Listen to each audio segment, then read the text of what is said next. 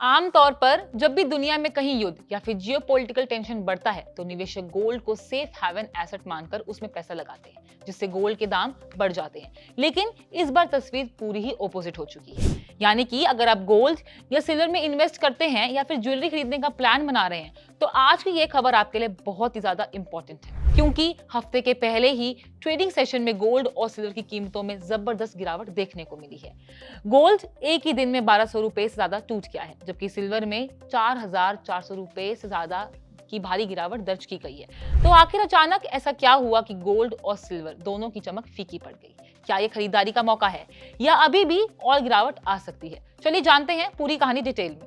सबसे पहले बात करते हैं गोल्ड की। MCX यानी कि मल्टी कमोडिटी एक्सचेंज पर अगस्त गोल्ड फ्यूचर्स में भारी गिरावट देखने को मिला। सुबह के कारोबार में गोल्ड का भाव 1214 रुपए गिरकर लगभग 1,54,380 रुपए प्रति 10 ग्राम तक पहुंच गया है। मार्केट एक्सपर्ट्स के मुताबिक ओपन इंटरेस्ट डेटा में शॉर्ट बिल्डअप नजर भी आ रहा है, जिसका मतलब है ट्रेडर्स अभी गोल्ड में और गिरावट की संभावना देख रहे हैं। सिल्वर में भी आज जबरदस्त सेलिंग प्रेशर देखने को मिला है। MCX पर जुलाई सिल्वर फ्यूचर्स का भाव 4,463 रुपए टूटकर 2,44,074 रुपए प्रति किलोग्राम पर आ गया है। मार्केट डेटा बताता है सिल्वर में लॉन्ग अनवाइंडिंग हो रही है, यानी जिन इन्वेस्टर्स ने पहले तेजी की उम्मीद में खरीदारी की थी वे भी अब अपनी पोजीशंस भी काट रहे हैं। लेकिन सिर्फ फ्यूचर्स मार्केट ही नहीं, रिटेल मार्केट में भी राहत देखने को मिली है।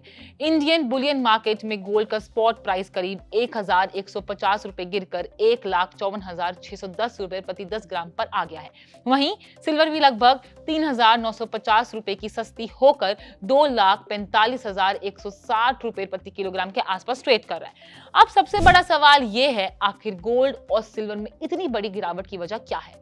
इसके पीछे सबसे बड़ी वजह है वेस्ट एशिया में बढ़ता हुआ जियोपॉलिटिकल टेंशन। रिपोर्ट्स के मुताबिक इजराइल ने ईरान के कुछ मिलिट्री टारगेट्स पर हमले की घोषणा भी की है। इस डेवलपमेंट ने ग्लोबल फाइनेंशियल मार्केट्स में अनसर्टेनिटी को भी बढ़ा दिया है। आमतौर पर ऐसे टेंशन के दौरान गोल्ड को सेफ हेवन एसेट माना जाता है और उसकी डिमांड भी बढ़ती है।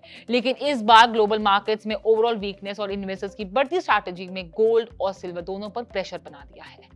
मतलब साफ है, वेस्ट एशिया का तनाव तो बना हुआ है, लेकिन फिलहाल gold market weakness, profit booking और फ्यूचर्स मार्केट में बढ़ती सेलिंग ने गोल्ड और सिल्वर की चमक फीकी कर दी है। अब देखना यह होगा आने वाले दिनों में ये गिरावट और गहरी होती है या फिर यही से रिकवरी शुरू होती है। आपका क्या मानना है? क्या गोल्ड और सिल्वर की यह गिरावट इन्वेस्टमेंट का सुनहरा मौका है या फिर अभी और करेक्शन आना बाकी है? अपनी राय हमें कमेंट सेक्शन में जरूर बताएं और ऐसे ही फाइनेंशियल अपडेट्स के लिए पैसा लाइफ को फॉलो करें।